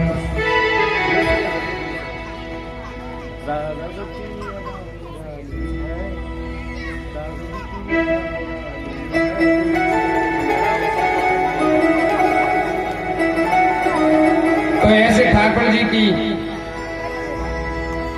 पावन झांकी का अपन ध्यान करते हुए आनंद की ओर बढ़ते हैं और इसके बाद सुदामा चरित्र की ओर चलेंगे। कुछ कथाएं हैं उनको भी आपको श्रवण कराएंगे। तब तक हमारे पंडित जी द्वारा भगवान और सुदामा जी का स्वरूप तैयार किया जा रहा है। राघव की अदा निराली है, दिल छीन लिया उसने मेरा। राघव की अदा निराली है, दिल छीन लिया उसने मेरा। राघव की अदा निराली है, दिल छीन लिया उसने मेरा। राघव की अदा निराली है, दिल छीन लिया उसने मेरा। राघव की अदा निराली है, दिल छीन लिया उसने मेरा। दिल छीन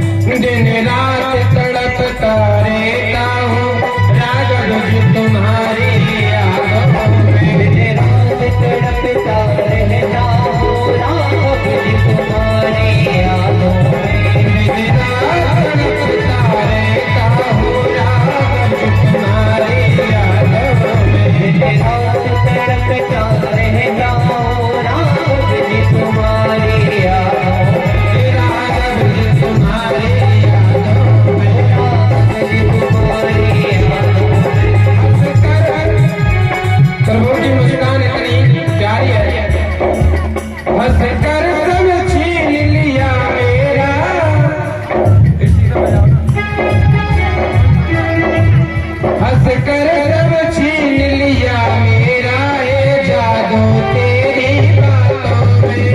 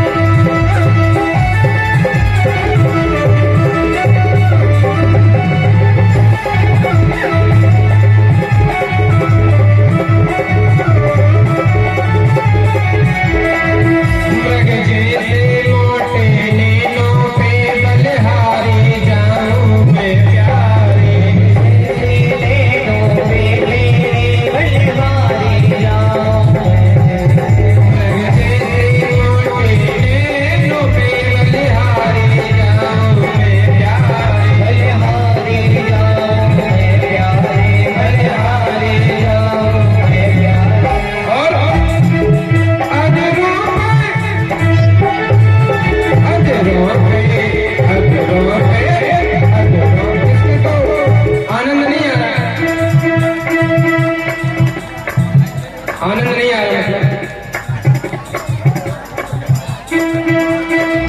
राघव की अदा निराली है दिल छू लिया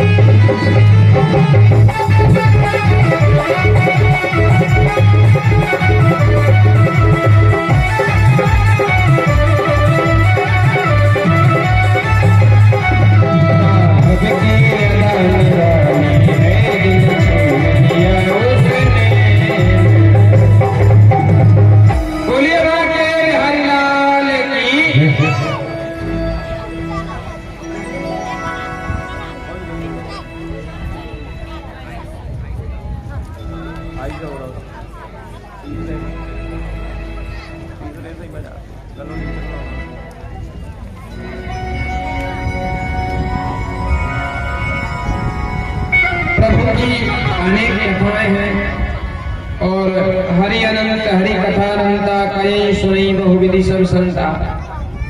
देखो 7 दिन 7 रात परीक्षित को बैठकर सुखदेव जी भगवान ने कथा सुनाई, तब वो पूरी हुई और तब भी पूरी नहीं हुई हो, तो आप हमें 2 घंटा 2.5 घंटा देंगे तो बताओ हम कैसे आपको कथा सुना पाएंगे। हम खुद अपने आप में संतुष्ट नहीं हो पाते कि आपको हमने कुछ कथा सुनाई, क्योंकि समय बहुत कम मिल रहा है यहाँ, बहुत कम। इसलिए छूते हुए कुछ कथाओं को निकलना पड़ता है स्पर्श करते हुए। किन्हीं को विस्तार से बता देते हैं, किन्हीं को सूक्ष्म रूप से बता देते हैं, क्योंकि समय की विडंबना है।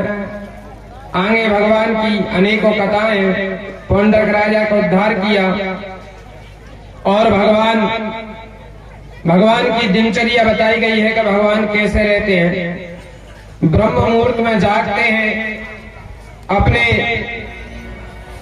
विधिवत निर्मल जल में स्नान करते हैं, माता पिता को प्रणाम करते हैं, गुरुजनों को प्रणाम करते हैं, अग्निहोत्र करते हैं, गायत्री संध्या आदि वंदन करने के बाद प्रभु गायों का दान करते हैं, फिर अपनी सुधर्मा सभा में जाते हैं।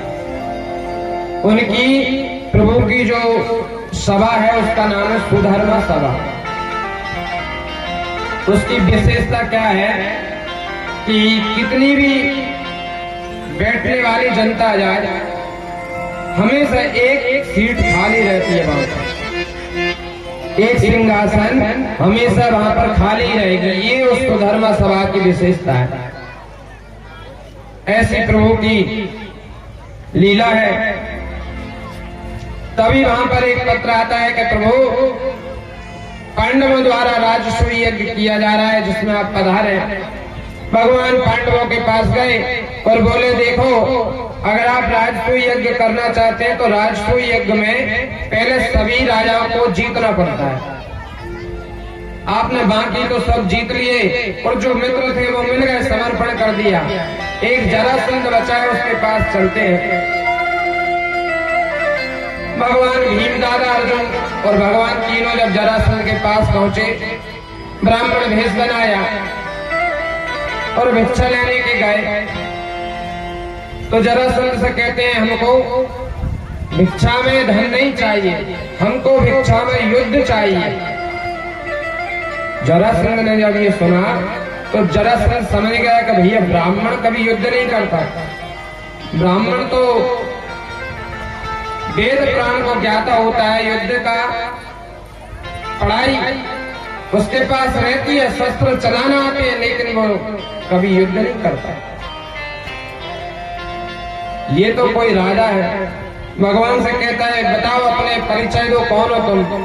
भगवान कहते हैं ये भीम दादा है, ये अर्जुन है। वो कहता है इनको नहीं, तुम्हारा परिचय दो भाई।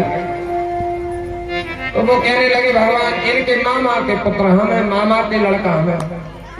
अरे कहीं ऐसे मामा के लड़का तो बहुत होंगे, अपना सही परिचय दो। तब भगवान कहते हैं हम वही हैं भगोड़ा जो तुम्हारे रणभूमि से भागे थे। तब तो जरासंध कहता है तुम भगोड़ा, तुमसे युद्ध नहीं करेंगे। अर्जुन को देखकर जरासंध कहता है ये 1.5 पसली का एक मुक्का मेरा सहन नहीं कर पाएगा, इससे भी हम युद्ध नहीं करेंगे। हाँ भीम मेरे समान बलवान दिखता है, इससे युद्ध किया जाए। और पता है आपको दिन में वो युद्ध करते, रात्रि में मित्र के समान बैठते, भोजन करते, वार्तालाप करते। कई दिन युद्ध चला। भीम दादा एक दिन भगवान से बोले प्रभु अब हमारी बस की नहीं है जरासंध से युद्ध करने की, कुछ कीजिए। भगवान ने कहा भीम दादा कल जब आप युद्ध करें तो हमारी साइड देखना, हम आपको इशारा करेंगे कुछ। दूसरे दिन युद्ध हुआ। भीम दादा ने जब भगवान की तरफ देखा तो भगवान ने एक तिनका बीच में से फाड़ कर फेंक दिया। भीम दादा ने भी समझ गए कि इसको बीच में से फाड़ कर फेंकना, पर जैसे ही उसको बीच में से 2 टुकड़े किए और चीर कर इस साइड फेंक दिया, एक टुकड़ा दाईं साइड दाएं वाला, बाईं साइड बाएं वाला, तो वो डबल से जुड़कर फिर युद्ध करने लगा। और मार इतनी मारी कि भीम दादा उस दिन भी पसी पसी डाल दिया। फिर उस रात में भीम दादा ने फिर कहा प्रभु आपने कहा लेकिन आपका जो बताया हुआ उपाय था कोई काम नहीं किया। तो भगवान ने कहा देखो आपने सही नहीं देखा, आपने सिर्फ जब हमने उसको बीच में से चीरा उतना ही देखा था, फेंकना आपने नहीं देखा। इस बार कल आप पूरी मन लगाकर हमको देख दे, क्योंकि भगवान में जब तक मन नहीं लगता तब तक कोई कार्य सफल नहीं होता। इस बार भीम दादा ने देखा भगवान से तिनका बीच में से चीरा और दाएं बाएं साइड बाएं वाला दाएं साइड फेंका। भीम दादा समझ गए, भीम दादा ने भी उसको दोनों पैर पकड़कर चीरते हुए दाएं भाग बाएं और बाएं भाग दाएं साइड डाला और उसकी गोविंदाय नमो नमः कर राजसूय यज्ञ हुआ, सफल हुआ राजसूय यज्ञ। हमने शायद पहले या दूसरे दिन आपको इस यज्ञ की कुछ महिमा बताई थी कि द्रौपदी संत के लिए लेने गई थी, वो इसी यज्ञ की चर्चा हुई थी उस दिन। भगवान द्वारका आए और भगवान की अनेक लीला है। एक दिन भगवान ने सोचा कि सारी रानी जितनी भी हमारी पटरानी है सब रूठ जाती हैं, पर आज तक रुक्मणी जी कभी हमसे नाराज नहीं हुई, तो क्यों ना अपन रुक्मणी जी को थोड़ा नाराज करते हैं, विनोद करते हैं, व्यंग करते हैं, हंसी मजाक। तो एक दिन भगवान उदास बैठ गए, रुक्मणी जी आई, बोली प्रभु आज आपका चेहरा क्यों मुरझाया हुआ है? भगवान कहने लगे एक बात बताओ देवी, आपने हमसे विवाह क्यों किया? रुक्मणी तो चौंक गई कि बताओ 10-10 पुत्रों के पिता बन गए और आज ये बात पूछ रहे हैं कि विवाह क्यों किया? महाराज आज ये बात आप क्यों पूछ रहे हैं? नहीं वो हम इसलिए पूछ रहे हैं कि देवी आप कहाँ राजा महाराजाओं की राजकुमारी और हम कहाँ गायों के चराने वाले ग्वालवाल दामाद, हम तुम्हारे लायक नहीं थे, तुमने हमसे विवाह क्यों किया? रुक्मणी जी कुछ नहीं कहती है, नीचे से झुकाए हुए हैं, पर भगवान ताने पे ताने मारी जा रहे हैं क्योंकि वो देख रहे हैं कि इनको क्रोध आता है नहीं आता है। भगवान कहते हैं रुक्मणी जी देवी तुम्हारा चेरी देश के राजकुमार शिशुपाल से विवाह होता तो बड़े आनंद करती, हमारे साथ तुम सुखी नहीं हो, तुम्हारी किस्मत फूट गई। और रुक्मणी जी के चेहरे पे कोई असर नहीं, थोड़ा मुरझा रहा है। और जैसे ही प्रभु ने कहा कि देवी अभी भी कुछ नहीं बिगड़ा है, आप चली जाओ, और ये बात सुनी तो देवी जी तो मूर्छित होकर जमीन में धड़ाम से गिर पड़े,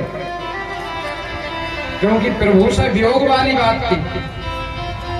भगवान समझ गए कि ये तो सुनने में ही वियोग नहीं सहन कर पा रही, ये हमसे नाराज कभी हो ही नहीं सकती है। भगवान ने उनको जगाया और कहा कि देवी हम तो हंसी परिहास कर रहे थे, तुमने अपने हृदय में ये सच मान लिया। क्योंकि देखो जब भी कोई व्यक्ति बाहर के कामों में व्यस्त होता है, कोई चिंता होती है और घर में आता है तो अपनी पत्नी से हंसी मजाक करता है तो उसकी वो चिंता समाप्त हो जाती है। और देवियों का भी कार्य होना चाहिए, जब भी बाहर से पतिदेव आ रहे हैं तो उनको तुरंत जल दो, हवा करो। हवा तो अब आपको करना नहीं, पंखा स्विच ऑन कर दो, कूलर का, फैन का। अब आजकल देवियों की ये स्थिति है कि सासू माँ से लड़ी बैठी हुई है कि कब हमारे स्वामी आए और कब उन पर हम चढ़ आए, और उन्हें सारी घटना सुना।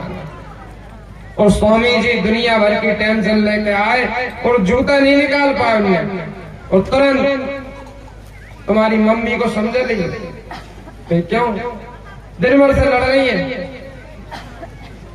अरे महाराज तुम्हारी मम्मी मतलब शब्द देखो आप, तुम्हारी माताजी मम्मी। अब आजकल तो मम्मी भी नहीं, मॉम और डैड इंग्लिश चल रही है, पश्चिमी शब्द था। देवियों अगर आपकी सासू माँ है तो वो आपकी माँ समझ के सेवा करें, उन्हें अपनी ही माँ से बढ़कर माने, और ससुर को अपने पिता समान माने। ऐसा ना करें कि सासू माँ को टेढ़ी निगाहों से देखें, क्योंकि आजकल बड़ी विचित्र घटनाएं चल रही हैं। हमारे श्री कृष्ण चंद्र भगवान 56 करोड़ यदुवंशियों में एक साथ रह रहे, और आजकल तो 2 भाई हैं और दोनों की शादी हुई और 1 साल मुश्किल से साथ रहते हैं और अलग अलग चूल्हे हो जाते हैं, अलग अलग खाना बनने लगता है, कहीं टमाटर की सब्जी, कहीं आलू की सब्जी। महाराज ऐसा ना करें, क्योंकि रामायण जी की वही चौपाई याद आ जाती है, जहां सुमत कहीं संपत्ति ना, मिलकर रहो। अपनी सास को, ससुर को पिता और माता समान मानकर सेवा करो। अच्छा ये तो बात नहीं भाइयों की, अब सासों से भी कहना है कि ज्यादा सास को ना बताओ, क्योंकि जब घर में बहू आ गई उनको चलाए दे दो, पूरा सामान घर का रख रखाव देख ले, तब उनको ही बाहर सौंप दो, लेकिन पता चलेगा कि अपनी कमर में गोदरेज की चाबी, संदूक की जो माल पानी है उसकी चाबी बोई रख के घूमेंगे। और तो और महाराज आजकल तो अगर तेल साबुन नमक चाहना है तो वो भी माता जी हमको तेल दे दीजिए, साबुन दे दीजिए, तो सासू माँ जाएंगी और ताला खोलेंगी, फिर गिनती करके लो इतने दिन चला रहे हैं तुमको। हे भगवान, पिता का कर्तव्य जब पुत्र का विवाह हो जाए, पुत्र समझदार हो जाए तो उसके ऊपर भार वजन डाल देना चाहिए। और माँ का कर्तव्य जब घर में पुत्र वधू हो जाए तो अपना वजन उसके ऊपर डालकर भजन करना चाहिए। मगर हमने नहीं सुनाई थी कि उसने कहा कि बाबा जी जाओ, हमारे घर में नहीं है कोई। तो सासू लौटा कर लाई और बोली कि तुमने कैसे इसको भगाया? मैं बोलूंगी। और उसने कहा अब चले जाओ बाबा जी। तो ऐसा नहीं करना। प्रेम में कंजूसी मत करो। सास हो तो बहू के प्रति प्रेम में कंजूसी मत करो, और बहू हो तो सास ससुर के प्रति प्रेम में कंजूसी मत करो। नहीं, कंजूसों को साथ बड़ी विचित्र घटनाएं घट जाती हैं। तो कंजूस पता है महाराज कैसे होते? एक व्यक्ति ने, ऐसी कथा चल रही थी, तो पंडित जी कह रहे थे दान करना चाहिए, दान करना चाहिए। सो एक कंजूस व्यक्ति बैठे थे, उन्होंने कहा ठीक है। पंडित जी कह रहे थे भैया गुप्त दान सबसे बड़ा दान है, अपने नाम नहीं करना चाहिए। देखो संसार में हर व्यक्ति नाम के पीछे भाग रहा है कि हमने अगर 11,000 दिए, 1 लाख दिए तो माइक पे बोलना चाहिए। और कहीं किसी ने बोल दिया, उसने सुन नहीं पाया, तो वो जाएगा महाराज मेरा नाम तो बोला ही नहीं। पंडित जी कहेंगे बोल दिया, नहीं नहीं वो एक बार और बोलो, सुन नहीं पाया। वो भाई साहब कह रहे थे आपने 1 लाख दिए लेकिन आपको नाम नहीं बोलो।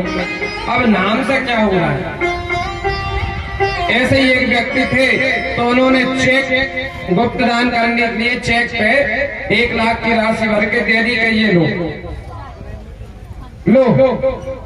कहीं नगद नहीं है, हाँ नगद नहीं, कहीं आपको बैंक में से निकाल लेना, गुप्त दान है। वहां पर मंच संभाल रहे तो उन्होंने कहा कि भाई ये गुप्त दान आया 1 लाख रुपए का। अब दूसरे दिन जब वो बैंक में पहुंचे पैसे निकालने के लिए, तो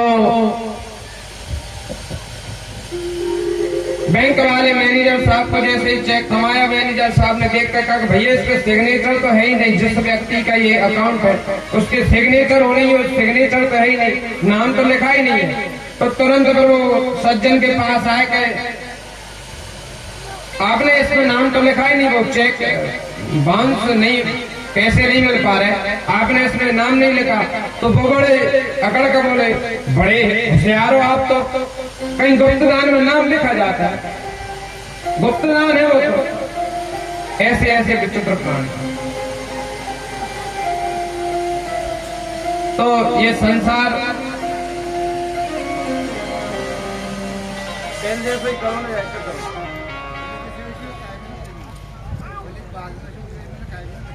तो अचानक भी अपने आप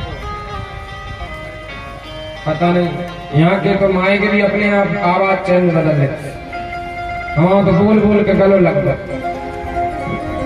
अब भाई साहब कह रहे हमने छेड़छाड़ी नहीं की, अपने आप इसकी आवाज चेंज हो गई।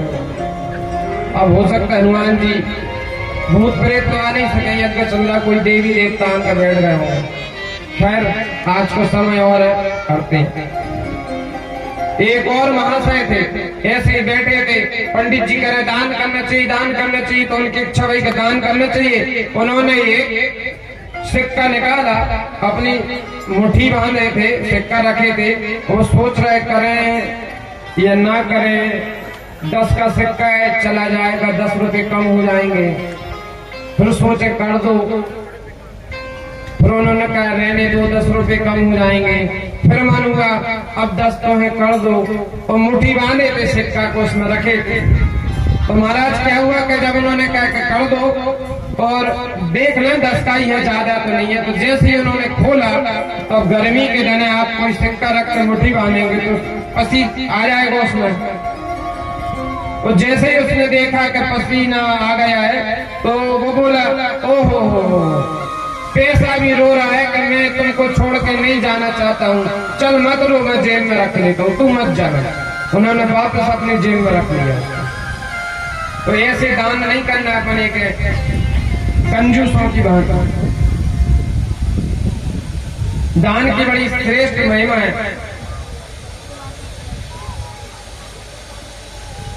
अब आगे कथा सुनाते हैं भगवान सुदामा जी की। कृणस्त्याशीत सखा कश्चित् कृष्ण सुशीत सखा कश्चित् ब्राह्मणो ब्रह्मवेत्तमान् विरक्ति इंद्रियार्थेषु प्रसन्नात्मा जितेन्द्रिय।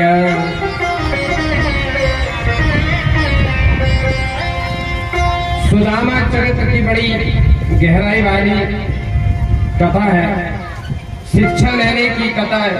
सुखदेव जी कहते हैं एक सुदामा नाम के ब्राह्मण कृष्ण के सखा जो कि विरक्त और ब्रह्मवेत्ता, जो ब्रह्म भगवान को जानता उसे ब्रह्मवेत्ता बोलते हैं। ब्रह्म में सदा लीन लेने वाला, अपनी इंद्रियों को जीतने वाला जितेंद्रिय और सदा मुख पर मुस्कान, कभी चिंतित नहीं, प्रसन्न आत्मा। ऐसे एक ब्राह्मण थे जो कृष्ण के सखा थे, जिनका नाम था सुदामा। उनकी पत्नी का नाम था, किन किन को पता उनकी पत्नी का नाम बताइए। वाह, देखो हमारी बिटिया कह रही सुशीला। इतनी बड़ी बड़ी माताएं बैठी हैं मगर उन्हें पता नहीं। धन्नो मैया, माता की तो देखो बड़ी महिमा है, लेकिन ऐसा मत करो करे। नाग बचावे का नाम कछु तो बोल दे उतरे, सुशीला लीला केला कछु। सुशीला पतिव्रता, परम पवित्र, परम पतिव्रता नारी थी, लेकिन उनमें एक कमी थी कि वो मन से दरिद्र थी। मतलब मन से वो सुखी नहीं थी, मन में सदा असंतुष्ट रहती थी। और आपको पता है कि जो मन से असंतुष्ट होता है वो दरिद्र होता है। दरिद्र वो नहीं जिनके पास धन नहीं है, दरिद्र वो है जो मन से असंतुष्ट है। जैसे आज हमारे पास बाइक है तो हम जीव की कार की माँ में लगे हुए हैं। कल हमारे पास भगवान ने कार दे दी तो फिर BMW, मर्सिडीज वो दे दिया तो बंगला बनाने के लिए। गांव में बंगला बन गया तो शहर में फिर जमीन लेकर वहां पर बंगला। फिर ये सब हो गए तो चुनाव लड़ने के लिए तत्पर खड़े गए सरपंची के। सरपंची के बाद विधायक जी बनना चाह रहे हैं, विधायक जी बनने के बाद भी संतुष्ट नहीं, मुख्यमंत्री बनना चाह रहे हैं। तो ये क्या है? दरिद्रता है। एक बार एक गुरुजी ने अपने शिष्य को, मतलब गुरुजी ने अपने ही संत शिष्य को एक मणि दी और कहा कि जो भी तुमको दरिद्र दिखे, गरीब दिखे, उसको ये मणि दे देना ताकि वो बेचारा अपना जीवन यापन कर सके।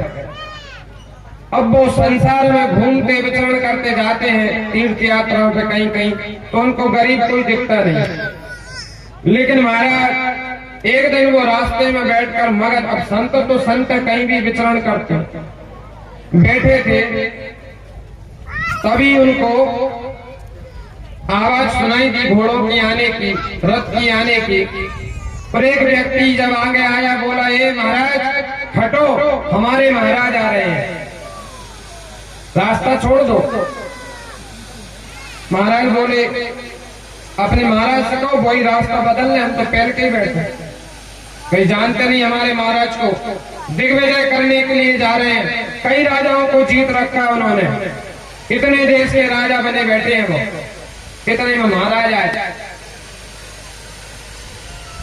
बाबा ने कहा कितने देश जीते? कई देश जीत लिए। महाराज भी आ गए। राजा ने कहा बाबा हटो।